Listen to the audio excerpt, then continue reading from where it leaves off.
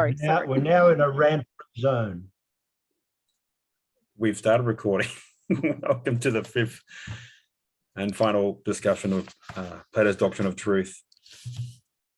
Now, we can cover everything, and I'm happy to have all suggestions, comments.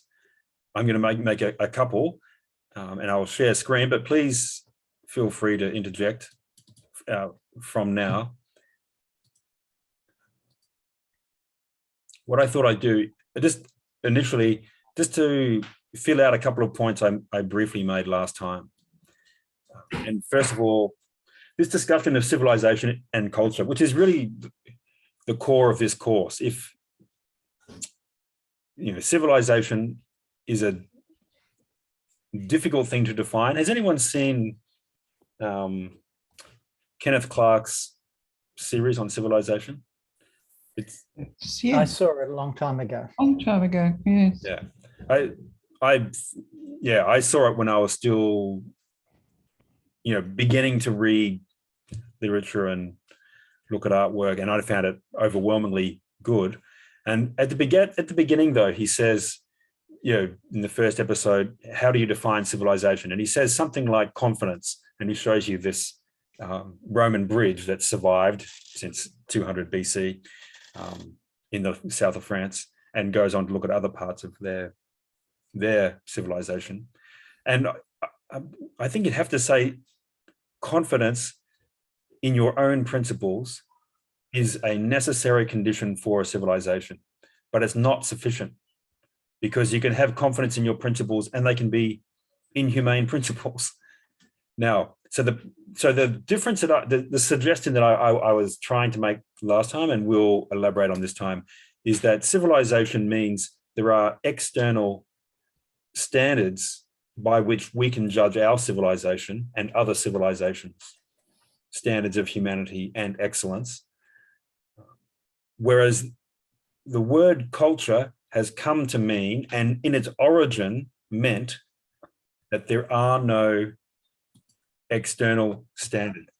And that comes out of the modern teaching about human nature as opposed to the classic. So the modern is that there is a human nature, and by nature it has an excellence, and by nature it has a happiness. These happinesses and excellences will be variously instantiated by different kinds of civilizations to varying degrees. Some will be inhumane, some will lead to a flourishing of various human capacities not seen elsewhere, and so on. But there are humane standards. Now, the beginning of modernity is to say the human being is by nature not a political or a social animal. So that means that there are two steps to what follows from that. One is, well, we make a social contract in order to preserve ourselves. And that means that the political community is dedicated to taking care of your pre-social needs, that is, food, shelter, clothing, and health. And that's it. The response to that is that's base and reduces what is human to what is not human. And therefore, what is specifically human is the organic culture, language, songs, myths, practices, politics that grows up within a people. And that's not comparable to any other people, because there's no natural standard. That is something that has developed or been made by a great thinker or poet and so on within a particular culture. And so a culture has no external standard, whereas the civilization does. Is that a reasonable outline? I'd be happy to take any requests for clarification or objections. So I just happened to mention John Burnett, who is the editor of the main text of Plato that most people use.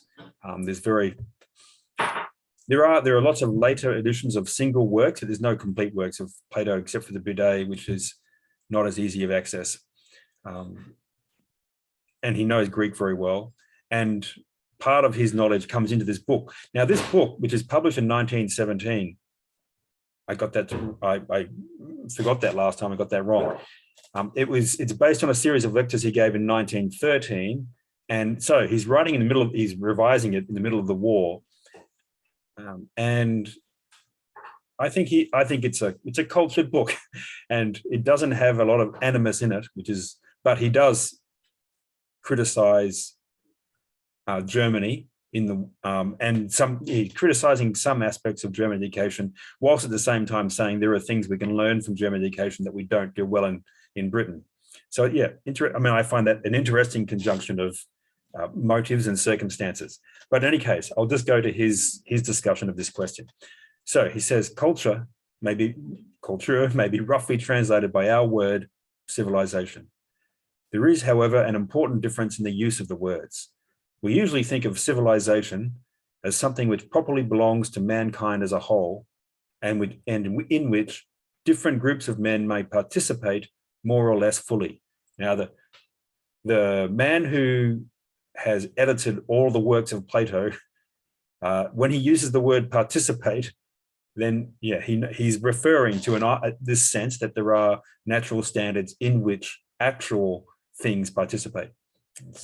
Anyway, it is the standard by which any particular culture, in the German sense, is to be judged. We are committed to this as soon as we say, as we often do, that one community is more civilized than another. It is true that the Germans also speak of forms of culture as superior to others, but not quite from the same point of view. They regard French culture as decadent and Russian culture as primitive in comparison with their own, but it does not come naturally to them, and I've obviously mistyped a couple of words here, forgive me, to judge any and every culture, their own included, by a universal human standard. No doubt this is primarily a question of emphasis in the difference between civilization and culture. Still, there remains this difference, that when we speak of Greek civilization, we are consciously restricting the application of the word, while the German feels, that is, we are delimiting the human capacity for civilization to one particular example. While the German feels he is stretching the natural meaning of culture when he speaks, as he sometimes does, of European culture as opposed to the Asiatic. That is, a culture is particular to a people that has a similar ethos, language, and so on. It's not broad. From the German point of view, it follows at once that culture can only be maintained by the state, for nothing else is strong enough to adjust the conflicting claims which necessarily arise within the group. Okay, civilization and culture. The other thing I mentioned is just this figure of speech, very common in Greek, but it has implications for how to read a number of different people called... Excuse me, Martin. Please. Might I just ask a question? That final sentence from the German point of view, It's weird. I don't understand that sentence at all. It sounds outrageous. I've never come across that the state determines culture in Germany. That's weird. I think he's because it's 1917, maybe. It's possible, but I find some sympathy with it, because if you think of even like Hegel, who is maintaining the distinction between state and society and the rights of the people as opposed to the rights of the state, still identifies the state as the highest point of authority in a total sense. And he's thinking of people also. I don't know if he's thinking of Nietzsche, but there are, yeah. It's weird, because if you look at the literature, I mean, that's really my feeling. Yep. That it's totally alien. The 18th century, I mean, it was individualistic, it was romantic, it was full of freedom ideas. And, look at 1848. I mean, it doesn't fit. Isn't he attributing this to the Germans? He's not proposing it as a universally, saying from the German point of view it follows. Is he necessarily agreeing with it? Let's abstract from the Germans for the moment. Well, he's not disagreeing. He is disagreeing with it. Yeah. He is saying that the state should not be the font of maintaining civilization. But but for example, Margaret, you mentioned romantic movement, but these are people I think are fairly clear-eyed about the political implications of their thought, and their thought is that we must overcome that split between state and society that leads to bourgeois society, and this complete hypocrisy of everyone trying to sell each other fish, right? And if we're going to have the great thinker and poet determine the society, then it's going to be an organic community in a way that, from the point of view of the bourgeois individualism, would be a kind of imposition of a culture. So is he saying that the Germans have an authoritarian point of view? That the word culture, we say, if you have both culture and civilization are trying to account for what's specifically human about a people. So civilization says you're maintaining principles that are human and you're doing it more or less well. But the word culture and the thought of culture arises from the modern view that there's no human nature in the universal sense apart from our animal nature. So that means any specifically human nature we develop out of the great founding poets and thinkers of our people, there's no natural standard for that. It's a growth without a natural term and can't be judged externally. So that's why it can't be stretched to whole peoples, and so it's that particular people, and it needs to be maintained because it doesn't have the natural underpinning. You need to teach this poet and this thinker and become imbued with this teaching in order to maintain this people. And Nietzsche is very, very clear on this, but I think he brings out in a very radical form what's inherent in the thought. Could I just ask a question as well, Martin? So then how is the external standard for civilization justified, in short, like maybe in relation to Plato? How is it justified? Well, yeah, you said so civilization needs an external standard. It implies one, yes. Whereas culture doesn't, and civilization requires, yes, every civilization is an artifact, and it's resulted from certain poets and thinkers, but there is a standard of nature outside of that.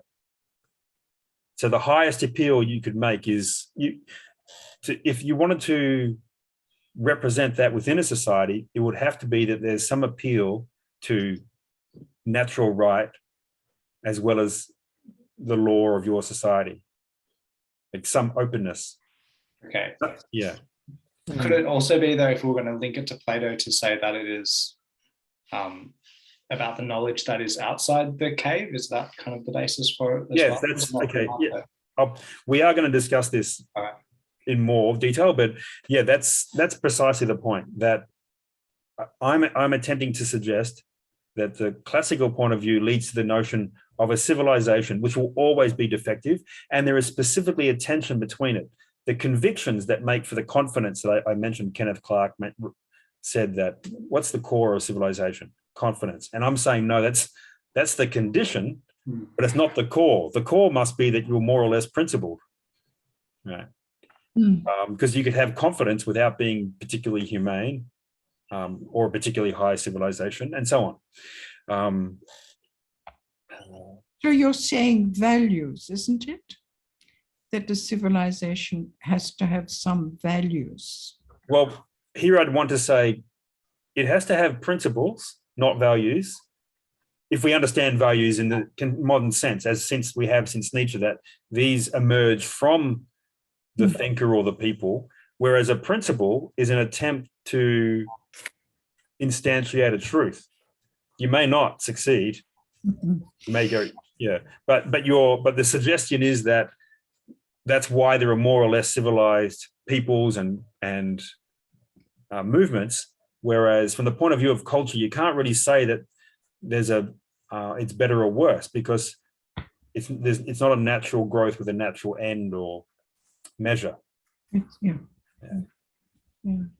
But they're both trying to respond to what is the specifically human in the community, as opposed to what is reductive to the fact that we all need to eat and so on.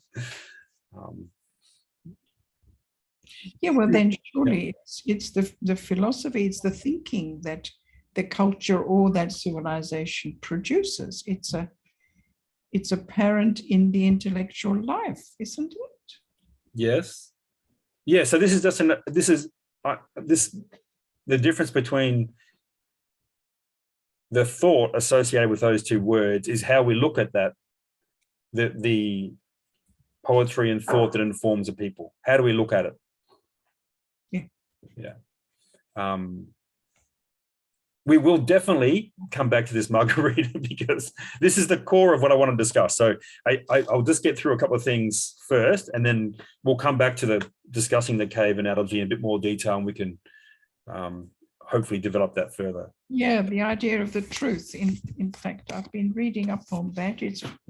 We didn't really deal with the truth, did we? What is the truth? No, not directly. Yeah. But I'm happy to be told what the truth is at any time. So are we all. Yeah. Yeah, let us in. Yeah. If you have a diagram, that would be best, actually.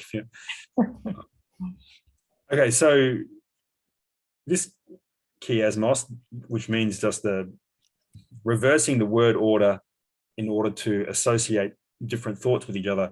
And there's I reproduced a couple of English examples. So the first is from Othello. But oh, what damned minutes tells he over who dotes, yet doubts, suspects, yet strongly loves. And that's a perfect example. So the middle two are doubt and suspicion. And the outer two, doubt and suspicion. And the outer two is dote and love. So that the two inner meanings go together, suspicion, and the two outer meaning, affection, go together. So that's a chiasmos, because instead of being one, two, A, B, C, D, and A goes with C and B with D, it's A goes with D and B goes with C. And there's a even more straightforward one, fair is foul and foul is fair, at the first line of Macbeth. So the foul in the middle and the fair on the outside.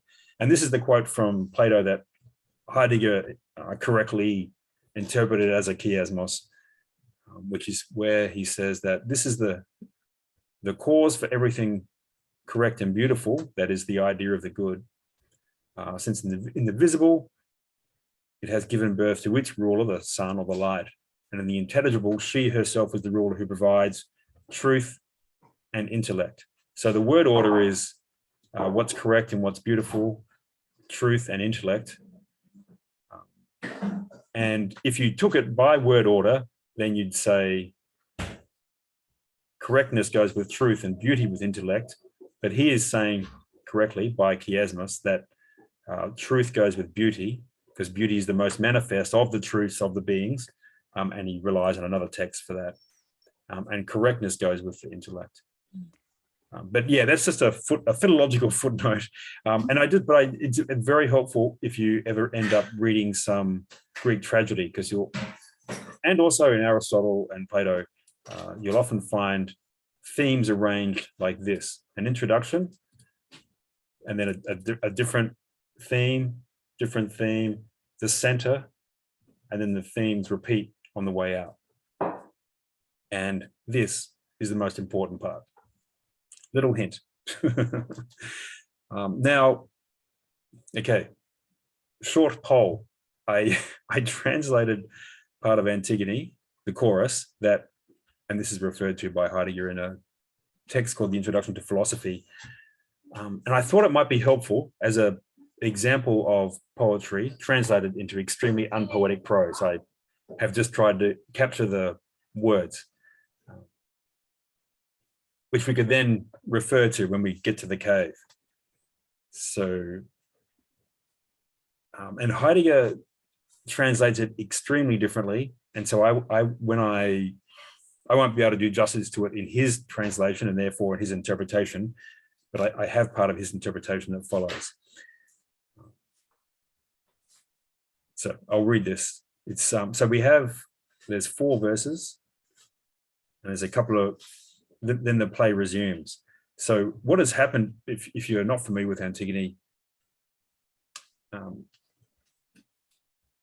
the ruler of the city, has decreed that the people who attack the city are the enemies and cannot be buried. Antigone, who lives in the city, has a brother who was part of the force that attacked the city.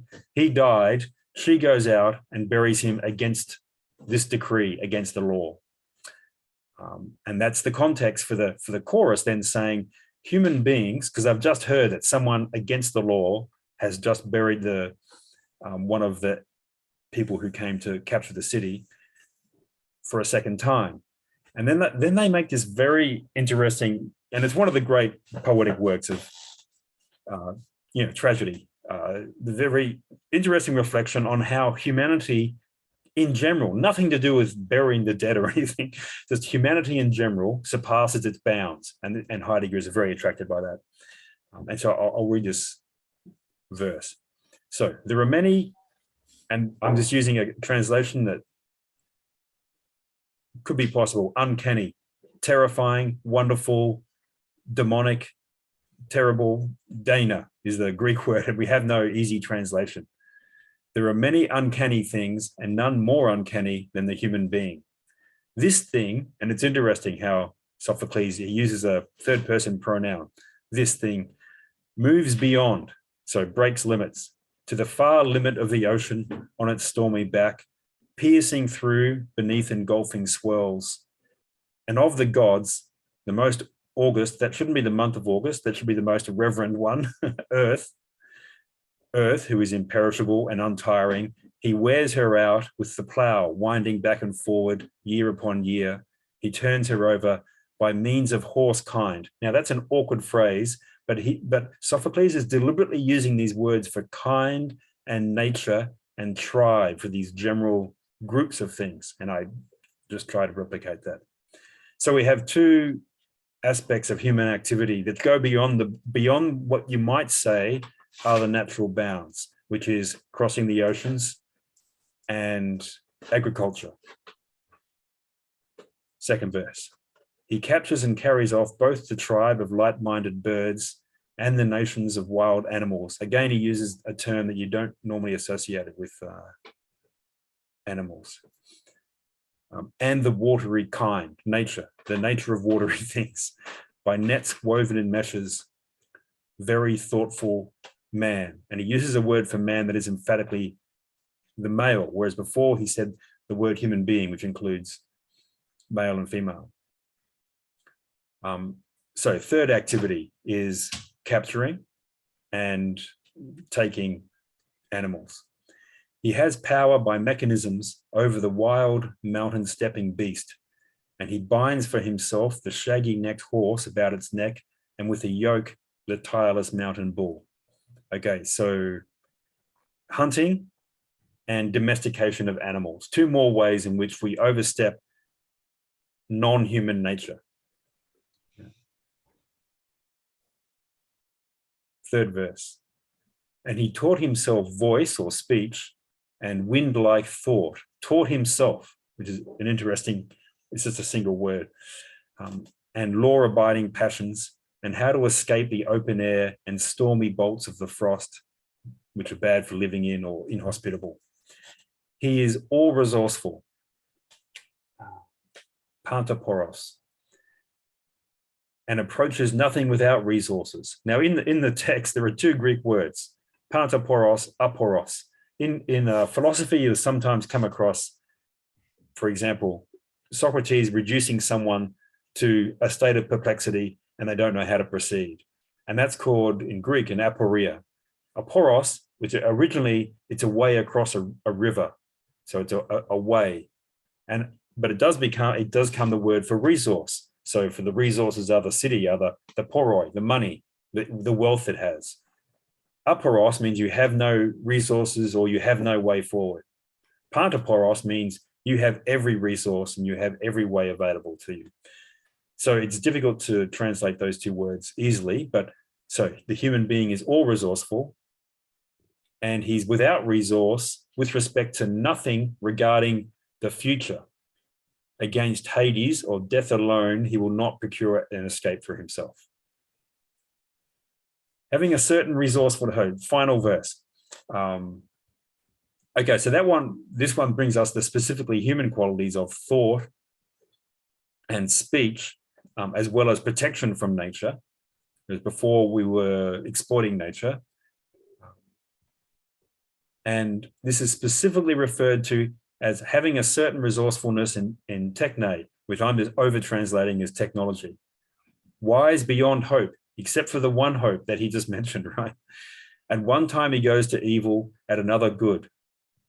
Interweaving the laws of the land and the sworn by justice of the gods, he is high in the city, or his city prospers. He is without a city, or his city is nothing. Whoever engages in what is not noble through daring, because of daring. May he, that is the person who does what is not noble, never share a hearth with me, nor think the same as me, whoever does these things. Now, at that point, the guard brings in Antigone for burying the body again. And he says, my mind is torn by this daimonic portent, wonder. I know her. How could I deny that this is the child Antigone? O wretched child of Oedipus, your wretched father. Surely they're not leading you here for disobeying the king's laws, which he's just discussed, and being caught in thoughtlessness. Well, when I say discussed, I mean sung and danced to. So these words on the side, the strophe and the antistrophe, no one knows what they mean exactly, but the Greek words mean turning and turning back. And so that it is thought that the chorus sings and dances or moves in one direction and then turns back. Now, of the extraordinarily interesting things in this, one I want to pick out, which is that there's this deep awareness in the tragic poets about the limits of technology, that you can only attend to what is coming in the future with regard to food, travel, clothing, shelter, but not death. And it's your orientation towards death that constitutes the kind of civilization or culture that you have. And the normal way of the normal understanding that constitutes that confrontation is the gods. Right? So the interweaving here at line 367, interweaving the laws of the land and the justice that's supported by the gods. Right? So the city cannot survive on technology alone. Its principles are those which are the laws which are supported by the gods. And that's when the city prospers. Now, from the point of view of philosophy, philosophy takes, I'm just being simple, but philosophy, the arguments in the dialogues and in Aristotle very frequently begin with the insufficiency of the technology and science, the arts and sciences. They're partial. So in complete agreement with the tragic poet, the arts and sciences are partial, but they point to a complete understanding that must be completed if human life is to be understood. But they tend to point to the natural principles of things and not the gods. And that's why Socrates is put to death for not believing in the gods of the cities and in bringing in new daimonic things, which are the forms, the replacement for the gods. That's very simplistic and open to many objections, but I'm just trying to make a clearer point. So now we have a poem that is from one of the very great poets who refigures, rethinks, transforms what he's inherited from Homer and Hesiod, and therefore helps to refound and maintain this people, the Greek people. But like all great poetry, it expresses something, universally accessible, as well as selecting and intensifying something particular. Okay, so now I was going to go off on a different direction about modernity and poetry, but is there any comment about this? I'm actually going to introduce a paragraph for some reason. Okay, I just have to plug in my USB for a moment because that's why it's gone blank. One moment.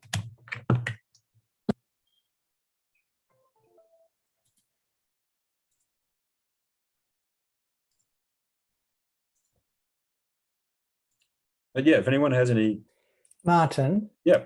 what is wind-like thought? Well, Sophocles is not going to tell us, of course, it's similar to expressions in Homer, and I think it has to do with the fact that the speed of thought, right, and its non-substantiality. It's not a tangible thing. Mm-hmm. And it But comes and goes. yes, Okay. and there's nothing faster. Okay, thank you.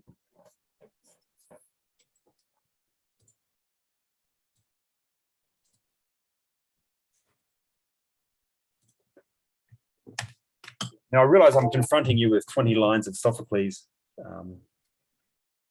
without preparation, or I just have to close this so I can turn these back on. But we pride ourselves on being fast learners, so you know. Right. Actually, I'd be very keen to do a course on a tragedy like Oedipus the King or Oedipus Tyrannus. And now, Rack it up. Pod bin for that, absolutely. okay. You want a deposit? Gladly accepted. Martin, can I ask a question? Yeah. Am I right in saying, in relation to the distinction between values and principles, that values in the discussion earlier are simply good things that we choose, but there's no, and it's a matter of simply choosing them. And if I choose them because I like them, they're as good as the values that you choose, even though they're different. Whereas so there's no measuring stick to judge which are higher and which are lower. Whereas principles are things which are more fundamental and thus more important, and it can be determined. It can be determined which ones are better than others. Is that what you were getting at earlier? There's a lot there that I think is completely correct and helpful. For example, the difference between a principle and a value is that a principle is in some respect intelligible by the human mind. It doesn't mean we have a full discursive description of what justice in its essence is. We don't. But it means that our mind in some respect grasps the principle of justice in our composition of particular laws. Whereas a value, there is absolutely no rational relation to a value. It's posited, created, made, imposed, but it's not reasoned about, and you can't grasp it with the mind. And it has to be so. What you first said was, you can have this value and I can have that. This is an interpretation of the meaning of values. There are two key interpretations. One, everyone can have their own values and we can all get along. The other one is that if you genuinely care about the quality of your life, then you must be willing to die for your values, and you must be willing to fight against other values.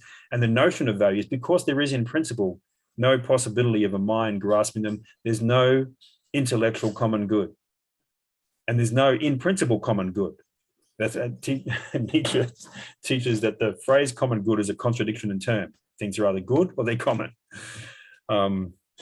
And I think Nietzsche is who is the main person who has responsible for us using the word values, understands this better.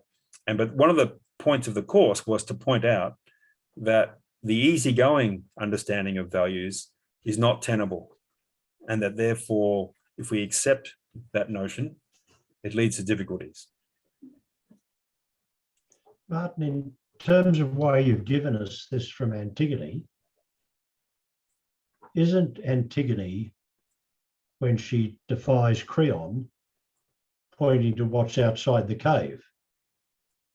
Creon's law forbidding burial of the dead rebels is inside the cave, and Antigone is saying the the duty of piety, the respect for the dead, to give them burial, is up in the sunlight. That's what I see in it. And that's an interpretation that I have seen, frequently. But I'm suggesting that she is obeying another image in the cave, which is these other family laws, not city laws. And there's this tragic conflict between these two principles of her civilization. But by choosing family piety, whatever it is, Yep. isn't she asserting that it's higher than the city? Yes, and that's the tragedy. Yeah, she asserts this one, the family law comes directly from Zeus. The city law comes through Creon, this human being, and so on. But they're both laws, and they're both given, and they're both related to the gods. So they're both within the cave from Plato's point of view. Right. So there's a hierarchy in the cave. Well, there's an argument about the hierarchy. Yes, yeah, definitely. Now, I mean, from the Platonic point of view, which not the Sophoclean and not ours and so on, but from the Platonic point of view, yeah, they're both constructions within the cave. Yeah.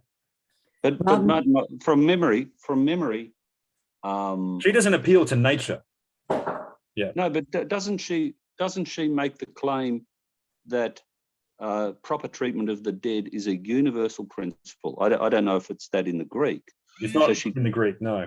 No. But okay, it's not. But I think it was I think there's a line where she says, "Look, I'm going to give priority." Oh, I'll have to.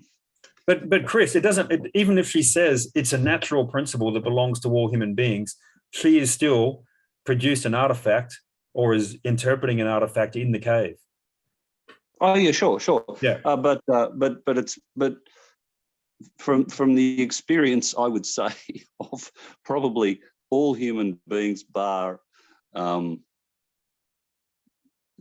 the most brutal savages, proper treatment of the dead is an important value. Proper treatment of the dead is an important thing, including in war. Now, yeah, but that's civilized war. Proper treatment of the dead, as far as I know, was not particularly frequent. For example, during the Peloponnesian War. But in the Iliad either.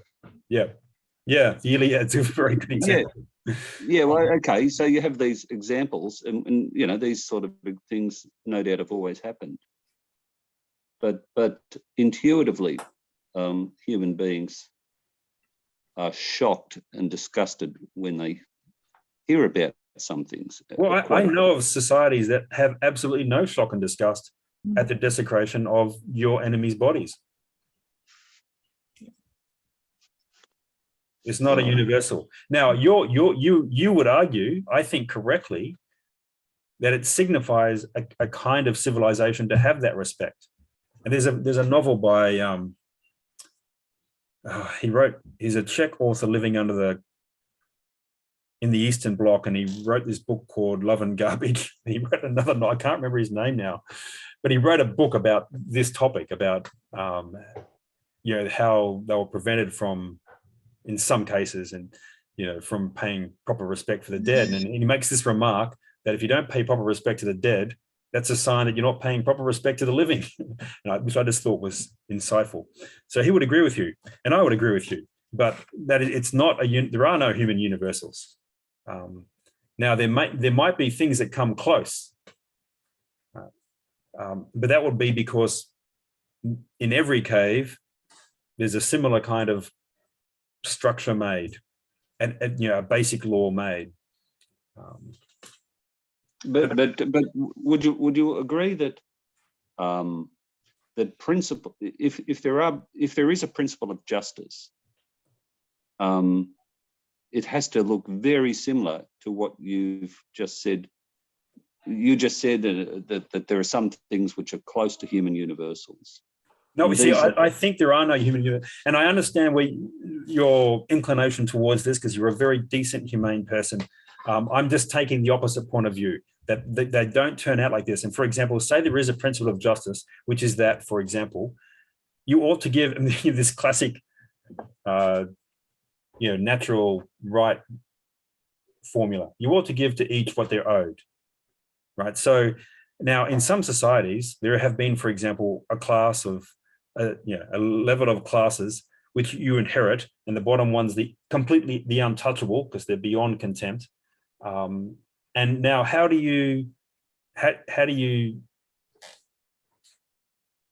is that related to justice? Well, you have to say that they're born with a certain defect. Otherwise, you wouldn't be able to commit this injustice against them. So all these myths grow up about where they come from and what they did, and that's why they're being punished in this way. Now that you could say, see, that's somehow an inkling of what justice would require, which would require you to make this enormous rationalization in a myth. But I don't think there are any universals in the human practice that instantiate any of these universals. That's my suggestion. Against the untouchables, Martin, surely there's, before you render to everyone what they're due, you have to decide what are people's deserts. And that brings you back to a universal concept of what it is to be human, and Yes, makes the treatment of untouchables in that civilization or culture inhumane. Yes. So but I'm suggesting yes, let's agree it's inhumane. But I'm relieved to hear that. yeah, but you can see in the working of the culture that a certain myth has grown up about how these people are born in a certain way, and therefore it justifies that treatment.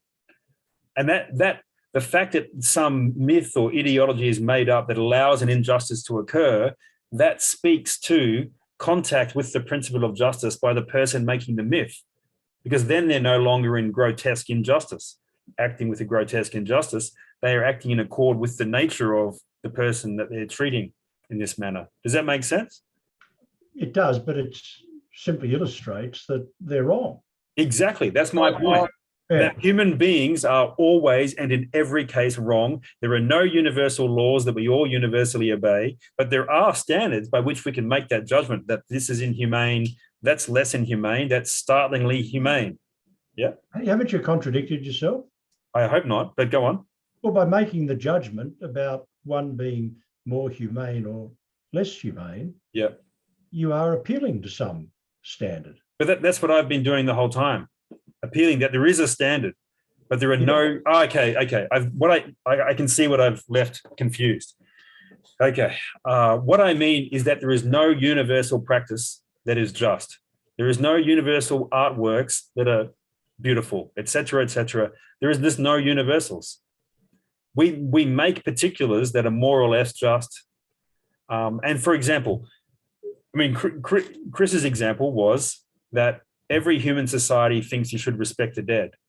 And my response is that no, there are societies that most definitely do not think you respect the dead of, for example, your enemies. So there are no universals in action. There are universal principles. I don't like the term universal because a universal is something that's predicated of something, whereas I want to talk about the being or the principle, which is the thing itself. But that's just a technical. Yeah, I think that's right, Martin. I just wanted a quick comment. So with outcasts in Japan and India and so on, there's definitely a rationality to it because, and as you know, this still exists in Japan and India and societies that have outcasts. These are people who, going back centuries, the family were involved in filthy things like leather work, butchery, dealing with the dead and things like that. So they're doing things which are sort of, well, sacred or disgusting. And it's a common thing that we, we put these things, we don't let these things cross the threshold into the house. So there's a kind of logic to the discrimination against outcasts and so forth. My name is Black from Blacksmith. So does that mean I can never come to your house? Is that Ever, not ever. Well, tainted? I won't tell you the etymology of my name because it's much worse than a blacksmith, I tell you. But anyway, I think this makes sense to me now. My apology for the red herring. I'm still struggling with the idea there are no universals. I mean, I can accept that there's no exhaustive definition of a given principle or concept that automatically answers every instance that you want to apply it to. I mean, I mentioned in the first class the idea of an asymptote, that, you know, we approach but never reach it. And we become more and more capable of saying whether an instance is an example of justice, a good example or a bad example.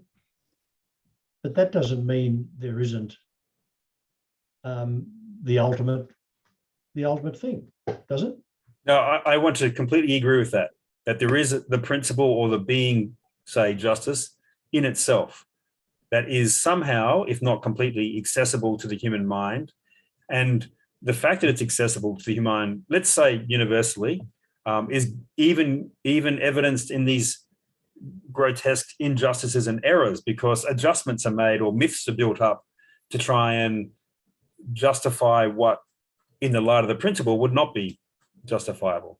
Yeah, it's just a quibble about the word universal for technical reasons that are confusing what I'm saying. So I'll take that away. Yes, there are these universal principles. Yeah, that's absolute principles, if you like. Yeah. What was that term? What was that term that you just used before? Acetote or something? An asymptote. It's a mathematical concept. ASYMPTOTE.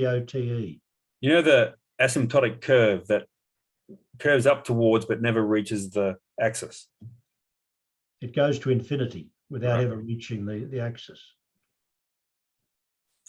My only problem with the asymptotic curve notion is that it's sometimes used to argue that we are, we have progress, universal progress, and unending progress that's irreversible. And that today is contra experience. Yes. Okay. Martin, yes. The author is Ivan Klima. Ivan Klima, that's right. Yeah. Is well worth reading. Love and Garbage, yeah. Yeah, Love and Garbage. And this other book he wrote in which someone dies, I now can't recall, but no, thank you for that. Fond memories of Ivan. Now I'm just wondering what to get through. Okay, so what I do have is a little bit of a summary of the cave and some of the concepts that go with it in both interpretations. This is something you'll send us later, Martin? Yeah, I'll send this round later. A couple of long quotes from Heidegger, and this probably just sort of, yeah. So what I'll do is I'll read through parts of this, which is just a discussion of modernity and poetry, which leads us back to Heidegger and Plato and poetry. And the poets are the key figures in the cave analogy. So in the cave, we're looking at the images on the wall. Behind us, there is a little constructed wall behind which there are people holding artifacts. They're the poets and the thinkers, the foundational poets and thinkers of a people. And the status of their teaching is the point of the argument between Plato and Heidegger, because Plato is saying those artifacts may be made in the light of the beings, justice, beauty, nobility, and so on. Whereas Heidegger is saying, no, they are the things themselves, those founding words and the meanings that go with them, the experience that goes with them, that they articulate. Those are the things themselves, and there's nothing outside those, and they're given to a particular historical people at a particular time.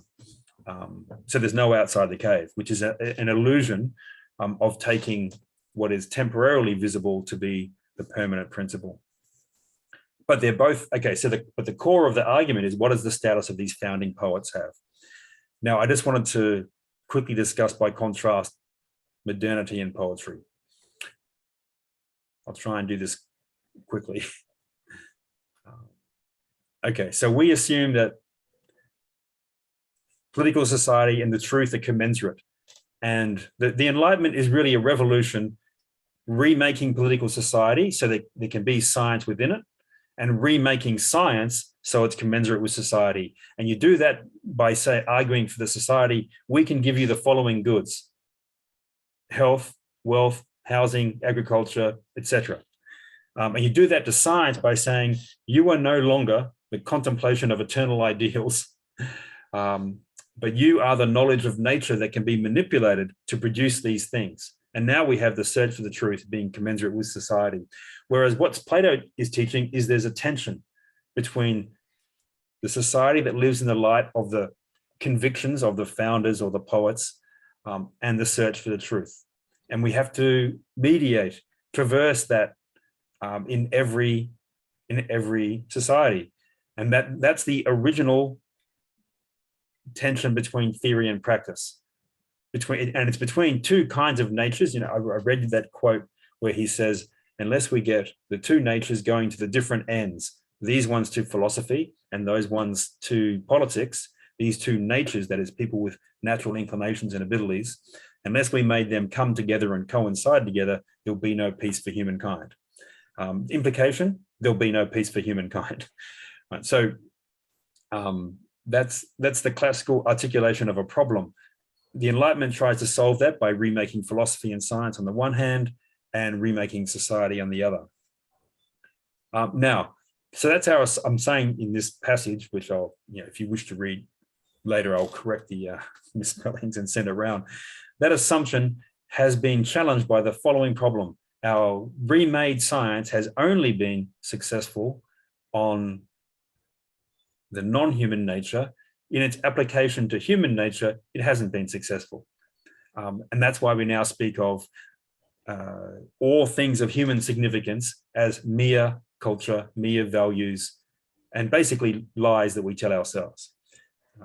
And it also means that we treat human nature as the object of that same science.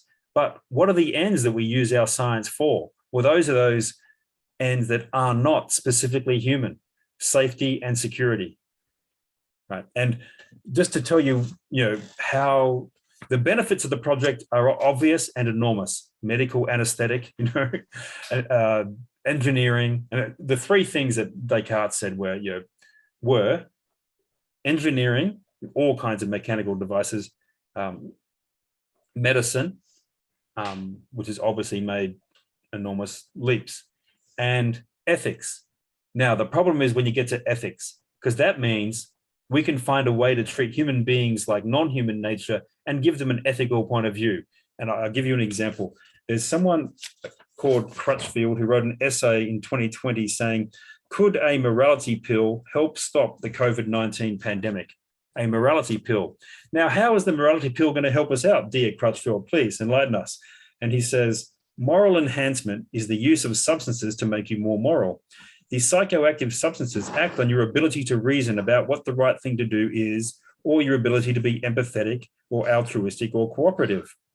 The problem of coronavirus defectors could be solved by moral enhancement. Like receiving a vaccine to beef up your immune system, people could take a substance to boost their cooperative, pro-social behavior. I also want to read one more paragraph. Was that published in The Guardian? Sorry? Like, it sounds like something The Guardian would publish and then not think much more about it. But I'm just curious. Yeah, not originally. I'll put the reference in the... Yeah. Some theorists argue that moral bioenhancement ought to be compulsory. I take this argument one step further, arguing that if moral bioenhancement ought to be compulsory, then its administration ought to be covert rather than overt. That is to say that it is morally preferable for compulsory moral bioenhancement to be administered without the recipients knowing that they are receiving the enhancement. I argue that the covert administration of a compulsory moral bioenhancement program better conforms to public health ethics than does an overt compulsory program. In particular, a covert compulsory program promotes values such as liberty, utility, equality, and autonomy better than an overt program does.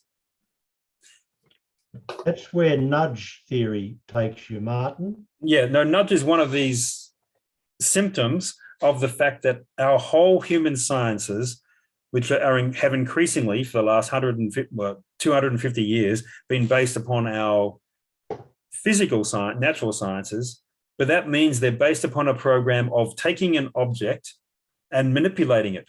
But they can't tell you what end you ought to manipulate it for. So you use the one that's given, that's just assumed, and that's public health and security. So therefore, we can morally bioenhance people to make them more compliant. And if we do it covertly, that's even more moral. Now, this is on the fringe, but like everything else that's on the fringe, in 10 minutes is going to be law. So look out. Okay. So now Heidegger is someone who is extremely distressed by that approach to human beings. He is trying to preserve the particular human, what is particular to human beings, and that's the living thought of the great poets and thinkers that found peoples. And he wants to preserve the intelligibility of the light they shed for a people. And thus far, Plato and Heidegger would be in complete agreement. Now, it's 7 o'clock now. How about we have a break now? When we come back, as I can skip most of this and we can get to Heidegger's interpretation of that piece of poetry we read and go on to the cave and so on. So is 7:10, 8 minutes from now, is that adequate? Yep. Okay, great, speak to you then.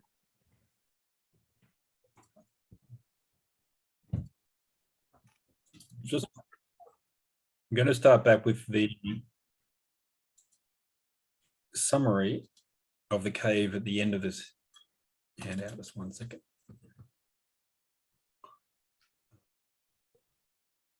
Is that visible? Yes. Okay. So I've just tried the ridiculous experiment of putting the differences between the two into this table. So I'll just introduce very briefly the context. So in the Republic, they build a just city, which requires just rulers. And the core of the Republic is the discussion of the nature and education of the rulers of the just city. And Socrates discusses this, discusses the highest part of that under the aspect of what he calls the good, or the idea of the good. And he says the current conversation won't reach my opinions about it. So we have to take as a warning that we're getting, not only are we getting images, we're not even getting the images that he thinks are true. When his interlocutors express curiosity, he says, okay, well, I will produce 3 images. And he produces the image of the sun for the good, the divided line, and the cave. Then he compares the cave to the sun and the line, which I've tried to partially replicate in that table. And then he discusses the problem of theory and practice, and then the education of the guardians, what kind of scientific, we would say, education they have, and how it leads up to a dialectic that finds the place for each of the sciences in the whole of human life. So that brings us to the cave. So he begins by saying the good may be compared to the sun. So the sun provides the light by which things may be seen, and it actually provides their genesis. No sun, no grass, no human beings, and so on. And the good provides the being, the way of being of a thing, let's say. There's a word that I can't really translate very well. The way of being and the truth. So the visibility and the truth. So truth does mean, for Plato, in one of its aspects, the manifestation of a thing to the mind's eye. And that's what Heidegger is saying, that it starts out from being the manifestation of things, but then it becomes subjective. It becomes the thought in the thinking human being. Okay, but he starts with this. Then he provides this image of a divided line, and the line is divided up by the kind of way in which we're affected by the world. The Greek word is pathema. I couldn't think of a translation. Not the way we experience, because that requires our active participation. The pathema means, and you know, pathos is how you're affected by a film or a play. Anyway, this is how we're affected by the world. So on this line, there's two central divisions. There's the lower half, which later on he will say the lower half has to do with opinion as opposed to knowledge, and the upper half, therefore, has to do with knowledge.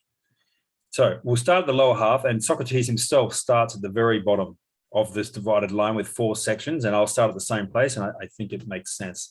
So there's a capacity we have, which in Greek is akasia, which has that root that is shared by words like icon, iconography, and so on, image. But it's the ability to make or to recognize an image as an image. And the object of that capacity are, for example, just seeing things in mirrors or water and so on. But he's not starting with, you know, subhuman capacities and going up to the highest human intellect and so on. They're all specifically human. It's specifically human that you recognize an image as an image. But this ability is interesting because it is a recognition that what you're thinking or seeing depends upon something else.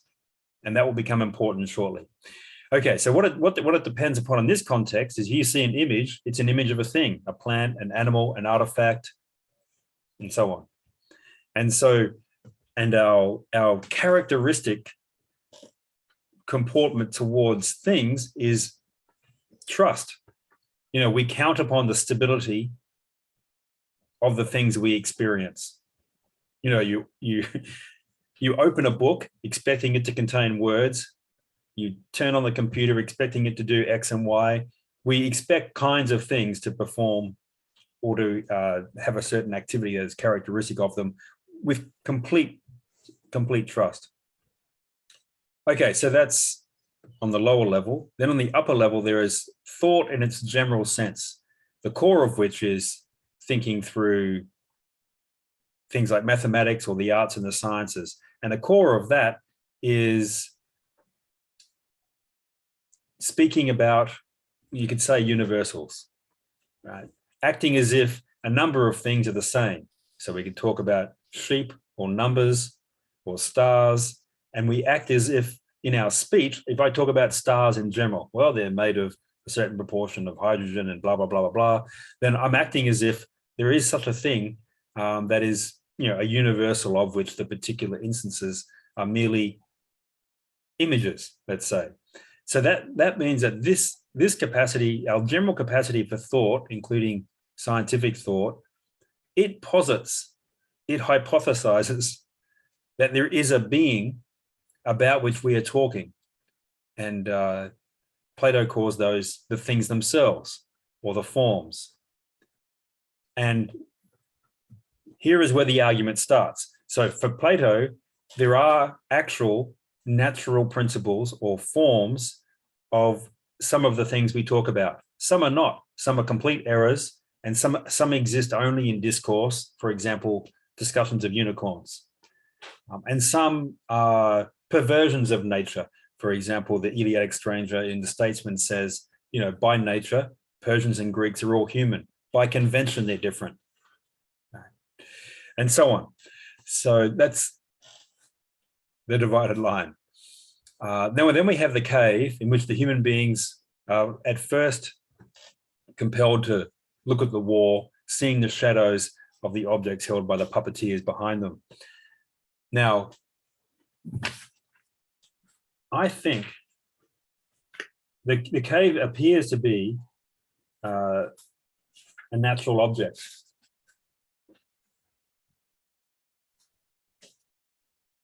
But it's made up of 2 words, a cave-formed structure. And my suggestion, happy to have it rejected, is that what constitutes the original way of life, looking at the objects on the wall, is complete immersion in the habits, discourse, practice, beliefs of a particular community. It's entirely artificial. Now, the other way, if the cave is natural, you could say it's a natural object, and it's human nature to invent artifacts by which to live. You could say that too. Now, what gets interesting is when we get to the artifacts, which are, I think, from Plato's point of view and Heidegger's point of view, constructions or creations made by the poetic, religious, philosophical founders of a people. Now, what I found very striking in Heidegger's essay is that when he talks about the people going from being tied up to being freed, and at first not being able to see the things that the poets have made, he calls that the things themselves. And that's in agreement with his understanding, where these are the things themselves. This particular poetic work is the thing in itself which illuminates this space for this people to be a people. There's no space outside that by which you can, judge this creation. Whereas for Plato, you can make your way up outside the cave, and you'll notice that outside the cave, there's only silent viewing. There's no discourse. So he is when he talks about being outside the cave, it is the non-discursive, non-speaking intellection of the things themselves. Now, the point of Heidegger's essay was to say that's an error, and it's an error that has affected Western civilization since, because what that is taking a particular temporal aspect of things and saying that is the being of things, and then making that a universal standard or principle or natural law. But what that does two things. One, it means that you make static the evolving self-understanding of a people. And two, you make that understanding subjective.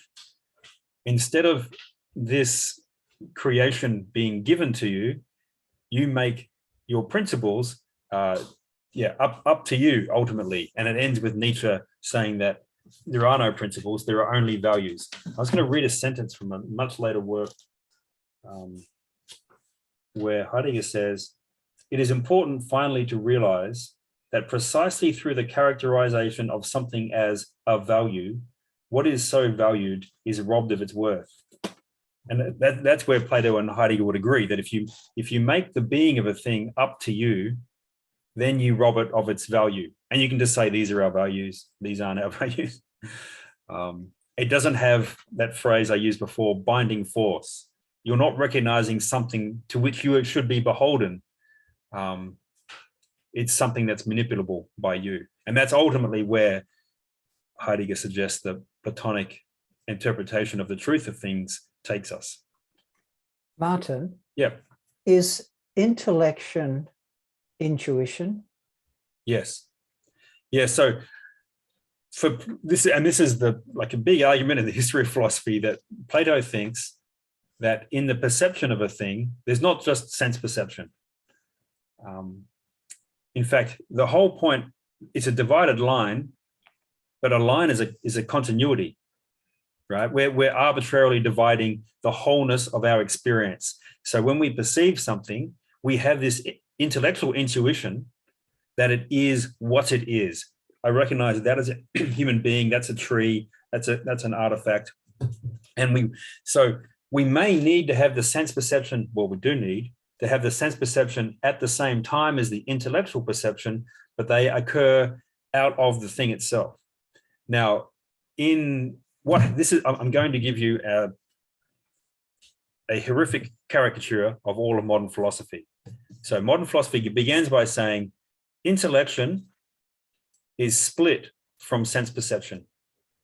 and that's, for example, Descartes saying, I think, therefore I am. So what I fundamentally am is a thinking being, and therefore intellection and mathematics, these things are true, but I have no idea about the external world. And only to the extent that I capture it through mathematics do I have any access to the truth. And that becomes what, that's called idealism, because it's the ideas representing the world, right? Now, then we have the response to that is, well, there's no, you're right, Descartes, you're absolutely right.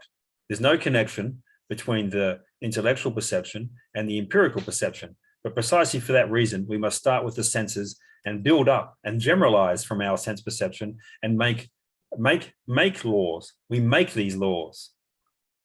So we do have no intellectual perception of truth, beauty, and justice. We make those general laws out of our sense perceptions, and that's called empiricism. So after the founding of modernity, you get this split between idealism, empiricism, or rationalism, or idealism and empiricism. And basically they've taken what Plato takes to be a whole in our receptiveness to the world, and they've given one half dominance. That's obviously a hopeless caricature. And if Kant was here, he'd slap me with gloves and we'd have to fight tomorrow morning with swords at 7 a.m.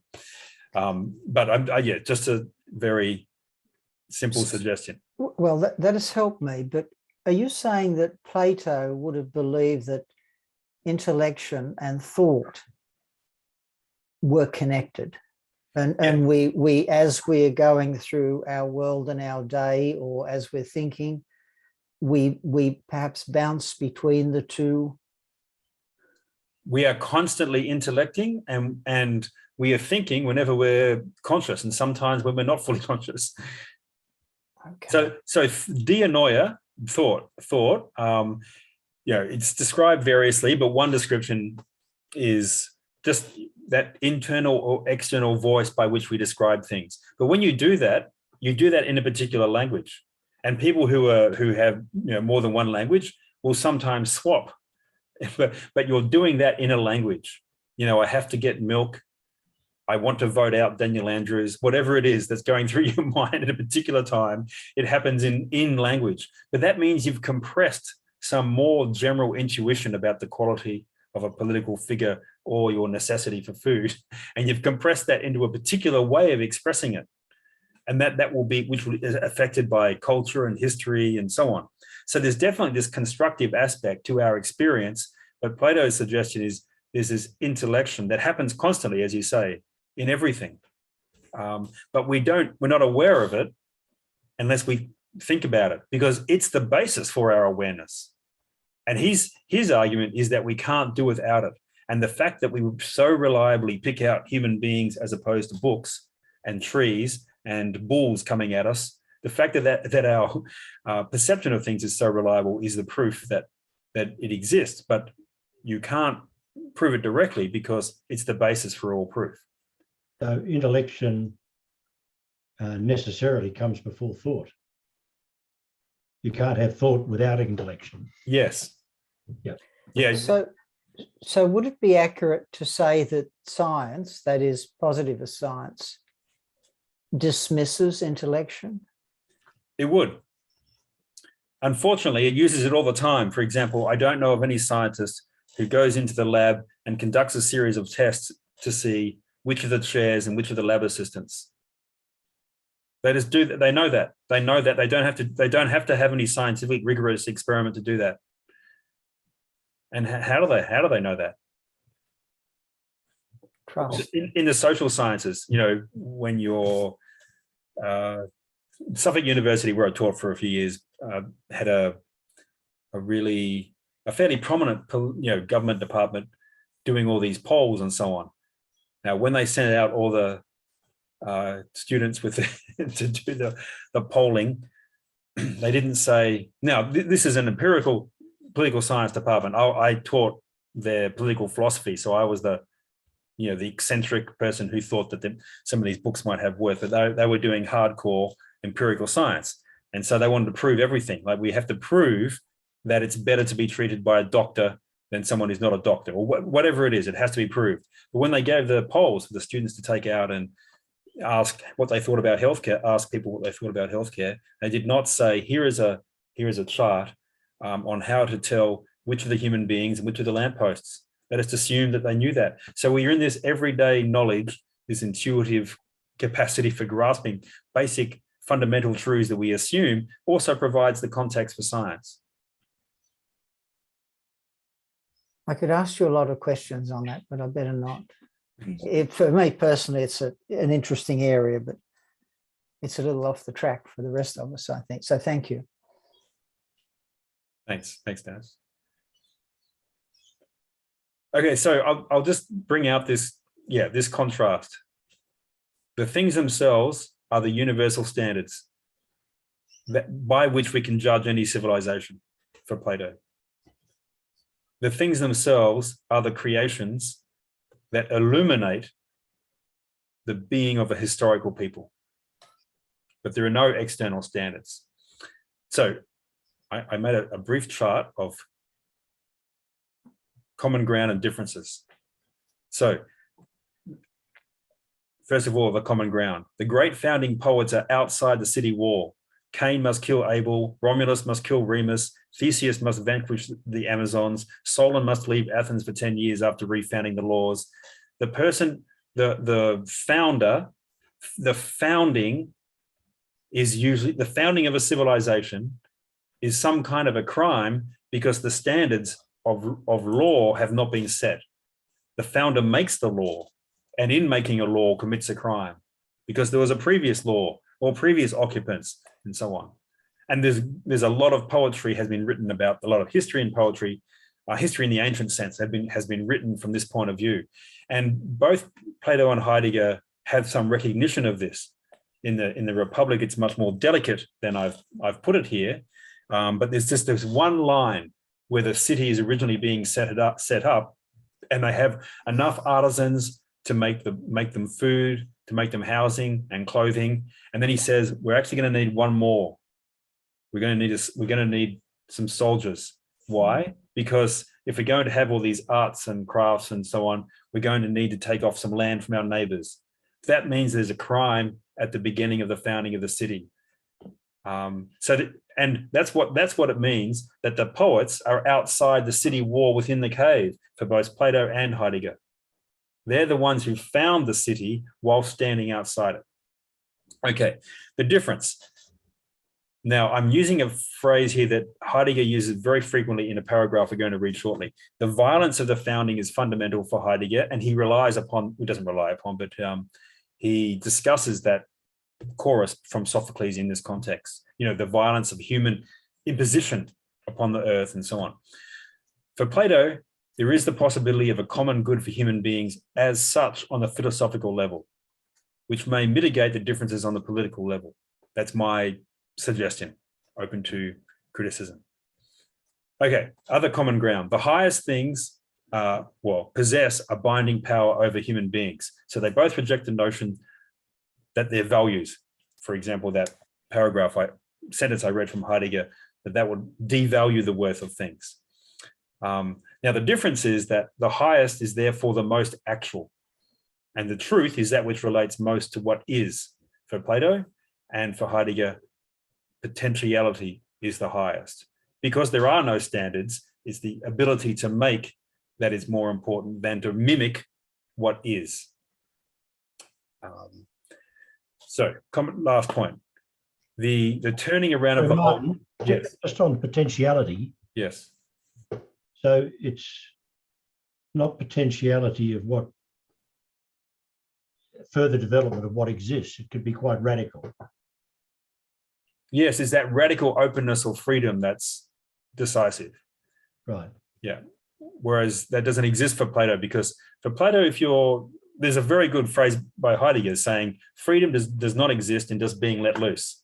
And that's a good interpretation of what Plato is saying. It's going from being confined to the purely habitual to being guided by that which is higher than you. But in both cases, you're bound. It's not, it's not a letting go of, not freedom is letting go.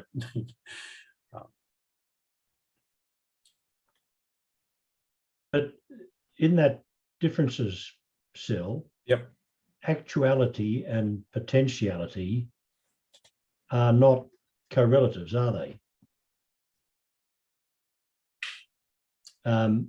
Well, Potentiality is not something that comes out of your actual situation. yeah, I'm doing grave injustice at all times, but particularly here. There's a long history to the terms actual potential, and Heidegger knows this history, and he is referring to something like the way they're used in, say, Aristotle. So that the active being at work as what you are, that's actuality in Aristotle. Being at work is what you are. But for Plato and Aristotle, that means being at work in the light of the standard of human nature, the rational animal. For Heidegger, there's not that standard outside, because he thinks that ends up making us treat human beings like objects, like the moral bioenhancement. He thinks if there's a universal principle of what human beings are, then they end up being a universal object of a universal science. So what's for him is fundamental is the potential to create in any direction. There's no standard. And I'll come back to this when we get to a paragraph or two by Heidegger. Now, last point. So the turning around of the whole soul that Plato has Socrates talk about is having an insight into the genuine truth that is not reflected in the habits and practice of your particular culture. That's for Plato. For Heidegger, education is a turning around of the whole soul, a comportment of the whole being, human being. But it's towards that which is created for a historical people. So there's an authentic engagement with the poetic and thoughtful tradition of that people. And from that point of view, to think that there are atemporal and ahistorical truths is to alienate you from your possibly authentic life.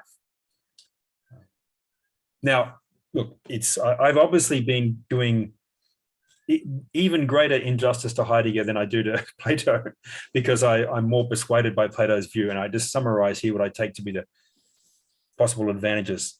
One, I think it might be true. Two, on the one hand, we can defend a regime that has decent principles that aren't perfect, which I think is the only sensible option in any circumstances, regardless of the history of philosophy. But two, it defines I think it leads us to infer that a civilization is one that both has that confidence that Kenneth Clark talked about, confidence in its principles, but on the other hand is open to questioning those principles and open to science or philosophy. Now that's a kind of a concluding remark, but it will be better to go back and read some Heidegger.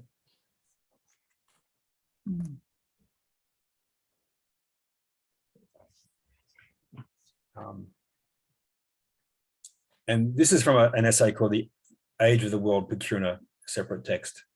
But I just thought it was helpful because it shows that he is trying to preserve the truly great works of thinking and poetry within which you can live an authentic life. Now, that means, because there's no outside the cave, there's no universal principles, that means that the truth is given within this historical epoch. That raises difficulties for people brought up to think that, science is a universal enterprise. So what he is arguing is for the priority of the world in the modern sense. How we say now, the world of physiotherapy or the world of physics, or what we mean is a limited area. We don't mean the cosmos. The cosmos is a Greek word originally, and it means like the order of things. But that's the order of the whole. A world is restricted. Okay. So as we use the word science these days, it means something essentially different from the doctrina and scientia of the Middle Ages, different too from the Greek episteme, just means science or knowledge. Greek science was never exact precisely because, according to its essence, it neither could be nor needed to be exact. Now, if we're going to make a different, Aristotle makes a distinction between the precise and the exact. The exact is the mathematically exact, and that is the characteristic of modern science. But if you're going to have a modern scientific method founded upon a kind of mathematics, then your science is more exact. But that means, from Aristotle's point of view, you can only study one area of life, because Aristotle, as he claims, and as I think Plato is in complete agreement, science is relative to the thing it is the science of. So the science of human things will have different standards of precision. Precision is relative to the being studied. Okay, hence it makes no sense at all to assert that contemporary science is more exact than the science of antiquity. Neither can one say that Galileo's doctrine of free-falling bodies is true, while Aristotle's teaching that light bodies strive upwards is false. For the Greek understanding of the nature of body and place and of the relation between them rests on a different interpretation of beings.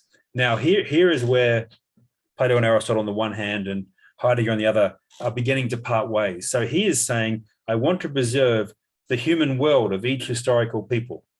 And that means the science is relative to that world. Galileo to this and Aristotle that. So there's not more or less truth.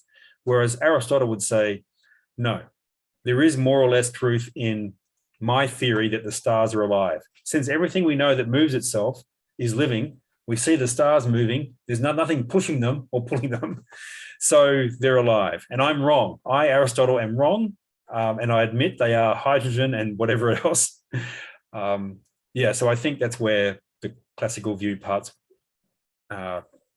ways from Heidegger's view. Okay, so for the Greek understanding of the nature of body and place and of the relation between them rests on a different interpretation of beings. It determines, therefore, a correspondingly different way of seeing and questioning natural occurrences. No one would presume to say that Shakespeare's poetry is more advanced than that of Aeschylus. Fair enough. It is even more impossible to say that the contemporary understanding of beings is more correct than that of the Greeks. Now, I think that's true, but I think it's because there is an atemporal understanding of being that Aristotle and Plato were closer to, and that their empirical mistakes, of which, for example, saying that the stars are alive is an example, the empirical errors are to be corrected, but the principles are more true. That's what I would say, but he is arguing for this more complete notion of a world and the truth within that world. If then we wish to grasp the essence of contemporary science, we must first free ourselves of the habit of comparing modern with older science from the perspective of progress, merely in terms of degree. That I think is unarguable, because the notion of a progressive science is the modern one, and that partly accounts for its character. And we have to suspend the notion that it's definitely true if we're going to question it. But you can see from this paragraph that in order to preserve the specifically human world within which even mathematics and science have their context, he is making that world historical. So it's an open space within the cave to use. Yeah, and that's the way he describes it. That's where the things themselves are. They're within the cave. Truth is always in contest with untruth, the hiddenness with the unhiddenness. Education always in contest with want of education. We are always in a mix of shadow and light, and there's a space opened by the thinker. There's no outside. Okay. Now, this next paragraph is a description of, it's from a lengthy interpretation of those verses from the chorus in Sophocles. And I'd be happy to discuss other things if people have questions. Or I could read this and we could discuss this.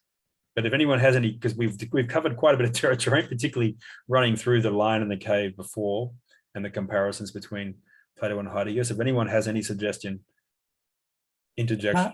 Martin, I just have a comment. Yep. Today I was reading about the line, and it's a vertical line, correct?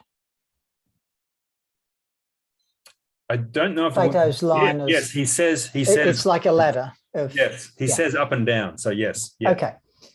You know, I'm familiar with. I expect you would be familiar with the hierarchy of evidence in the health sciences. Down the bottom is, it's a triangle. Down the bottom is opinion. Up the top is meta-analysis of randomized controlled trials, and towards the bottom is case reports, and there's so on and so. Are you familiar with that? Yes, but fleetingly. It's a knockoff of Plato's line.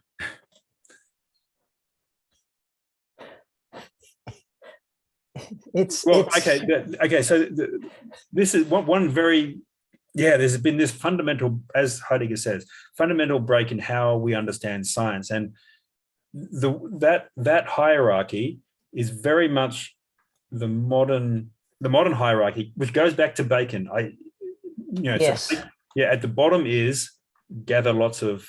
Well, we start with an orientation, gather lots of data, and you go towards the peak where you're trying to formulate universal laws.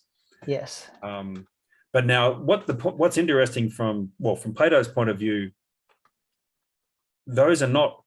It's almost a misnomer to call those natural laws, because they're formulated on the basis of how you organize the data, and they're effective, obviously. This drug works, that one doesn't, if you follow that process. But at no point in that hierarchy is there an apprehension of the ends towards which we put the use of our natural laws. And that's clear in Bacon, and then that's why he has a separate discussion on what's the end of our science, whereas we tend to have forgotten that. It's obvious. Security and health are our only ends. And that's why he used safety being used as an excuse for all kinds of things that are very difficult to connect to safety in an ordinary understanding. Oh, yes. May, thank you. May I ask you one other thing? You mentioned the founding of a civilization as a crime because it breaks previous law or culture. And the person who does that is often severely punished. Is that, I'm not sure if you're familiar with continental philosophy, I assume you are. Is that what Badiou was saying in terms of a rupture? I'm afraid I'm not familiar with Badiou. I'm sorry. Sorry, no. I'm not trying to drop names here. It just came to me. Yeah, no, I when I was teaching the MSCP, there's a couple of people who I know from there who are very keen, and they teach a lot of him, but I just haven't had the opportunity to read his work. What he is saying is there is a belief system or a culture, a paradigm, and someone comes along and ruptures it, just tears a hole in it. And I think that's what you were talking about when you mentioned those things I just reminded you of. It sounds very similar.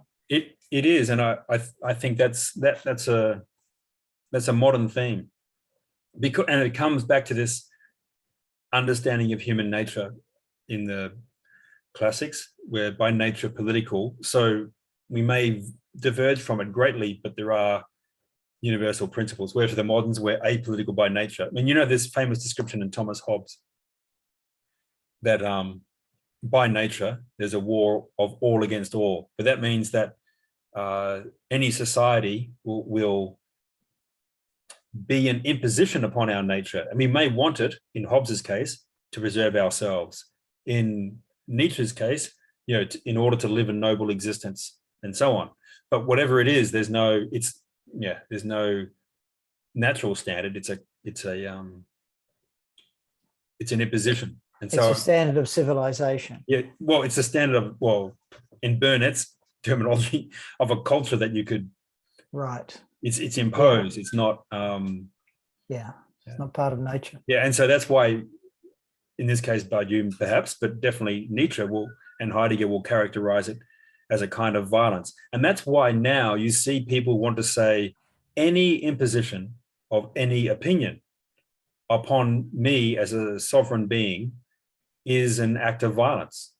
The language you use must be the language I accept, or you're being violent towards me, because by nature, I'm not a political and social being. I'm my own identity, and you have to, and any imposition of an opinion on that is a kind of violence.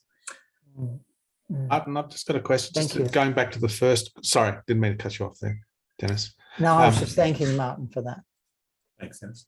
Thank you. Yeah, just going back to the first quote. So this might be a tangential, but about what Heidegger was saying about how we regard the science from Aristotle. Is it running off on a tangent to ask Heidegger whether stars are living beings or made from hydrogen or whatever? And if he says, well, of course they're not living beings, then where does that leave us in terms of the pass he gives to how we regard the old science? I mean, how is it useful? If it gives a pass, if it allows, I don't know, wrong thinking. I mean, I'm no blame on the ancients for how they, what they thought of stars or anything, but I mean, what would he? I mean, is that even a relevant discussion? Like, would you even, in this context, would you ever ask Heidegger, well, are the stars alive, or are they what we understand stars to be? I'm with you. I was back with the stars and whether they were alive or not. And I think you can make a good case that they are alive in terms of that they give out energy and that they have a lifespan. They're here and then they're not here, even though that might be billions of years. So, yeah, I think that comes down to your definition of alive. But it's a fascinating point, exactly what you're saying, because it changes everything if Plato was wrong, or if not so much wrong as superseded. Yeah, so what I would want to suggest is that you can be wrong about derivative things, like the exact number of species of snake, whether or not stars are alive, whereas what's fundamental is the nature of body and place. And for example, so what's the nature of change? Now, Aristotle would say, I can't speak for Aristotle, but from my understanding, Aristotle would say, well, change, there's four kinds of change. There's the growth of a living being, and that growth of a living being is always, circumstances permitting, towards its best state. So that means that everything living has naturally a better state and a worse state. Human beings have health, and in more complicated ways, excellence and happiness. Grass is more or less green if it's watered, if it's not mowed, etc., etc. So according to the science of Galileo and Newton, you cannot understand the growth of a plant. And that's a failing. So the world opened up by the notion that there is such a thing as growth as opposed to the character of artifacts, which is stable, and the non-living things like rocks. That's a completely different world from one that says all things are matter moving in space according to mathematically predictable laws. And you can't explain a whole lot of our experience on that basis, whereas on the basis of Aristotle, you can. Yeah, I think I'm getting it. I was just reading the passage above that. See, where he says Greek science was never exact precisely because according to its essence, it neither could be nor it needed to be. I mean, I think that's just, I mean, no, Greek science was never exact because it couldn't be. And we've got better. It just seems to be a, I don't know. So let me respond quickly, and then you. Yes. Yeah, so he means exact as in mathematical. Okay. And so, and Aristotle goes to extraordinary lengths, and so does Plato, to differentiate mathematics from human experience, and to say that our experience of mathematics is mediated by our broader human experience. And that the level of precision or exactitude is relative to the thing you want to know. So if you want to know what a human being is, then you're not going to, Aristotle at the beginning of ethics, the standards of geometry and arithmetic are inappropriate for human affairs, because the visibility of justice and injustice in a certain act, or courage, happiness, what happiness is, cannot be formulated mathematically. So you're not going to have the same exactness. But then that also puts us in a position where we're looking at our science like it's perfect, whereas people in 2,000 years' time will look back and kill themselves laughing at what we thought was true. So I suppose you can never be at a time where science is all known, or, you know, so you're always on some kind of continuum of knowledge as a civilization, aren't you? So really, you can't judge. You know, you can only know what you know, and people stand on the shoulders of previous generations, and we're still doing that now. So do you see what I'm saying? For people in the future looking back, like, they'll think our science is hilarious, but we should still be trying to philosophize. Well, I mean, and I would go further, and maybe you wouldn't go this far, Trish, so please interject. But I would say that our progress, which has been massive and within a certain narrow area, and which will continue, and there'll be more progress within that narrow area, but it's made us forget the broader context so that we have less knowledge. I mean, we study less poetry, for example. I don't know about you, but I know that my grandparents, for example, knew a lot more poetry off by heart than we were taught to do. And, you know, my child is not taught poetry. Yeah, and so the kinds of work that describe the human world in which you live is dissipating, precisely because our model of what you should know is mathematical science. So we know less. You know, and is that a parallel with every other civilization? The Roman Empire, you know, countless, the Mayan Empire, civilizations that have crumbled. Is that? This is our particular way of crumbling. But yeah, whenever a civilization collapses, it's because it loses, as Kenneth Clark said, it loses confidence in its principles, and we've lost confidence in ours. So that's why we're currently undergoing a change to something else. Yeah. Wow. That's massive. And that's why I'm trying to. That's part of, you know, that's one of the reasons why I'm offering the courses, is to try and make the questions visible as we are closing off one answer and changing to another answer. I would prefer that the possible alternatives were broader, because I don't think they are consciously broad enough, because we don't reread these works enough. Martin, I do have a question, and I think it's quite a difficult one, but do you know why it is the case that, for example, human happiness or morality cannot be explained by science? As in, is there any, as you know of, any books or any ideas, or even you may have your reason or elaboration on why that is the case? It's fairly, okay, so let me explain that with a paragraph, actually up here. Okay, I'll explain this paragraph when I'll just give it some elaboration. So the early moderns wanted an understanding of knowledge that could not be refuted and that could give us progress, and also that could lead to agreement and not argument.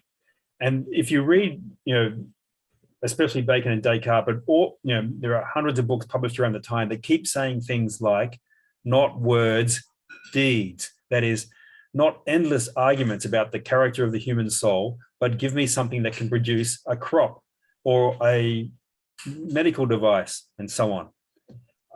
And so that their initial argument is against the human imagination and its products, therefore against poetry, just to use a broad term for that whole arena of human activity and creativity. Now, but the paradigm of knowledge they make is one based upon mathematics, which can't tell you about what's better or worse. So that means they intentionally destroy the products of the imagination that they've inherited, and those products, from their point of view, those products of the imagination have led to endless wars, and particularly very powerfully destructive wars in recent times in the 16th and 17th century. And they want to replace that with other ends. Now, the other ends, though, because they're not mathematical, they're going to be also poetic, but it's boring poetry about safety and health.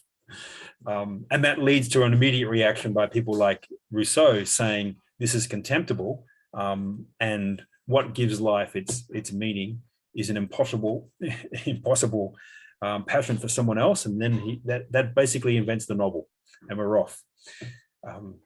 Now, but there are many people who have written about this aspect of modern science, that it's based upon a very powerful mathematical model, which excludes the understanding of ends that it's directed towards.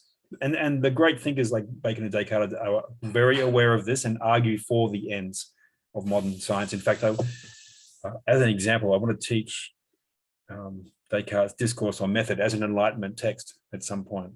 But yeah, I can send you a suggestion of some authors who've written on this. Yeah, thank you. Thank you. It's 8 o'clock.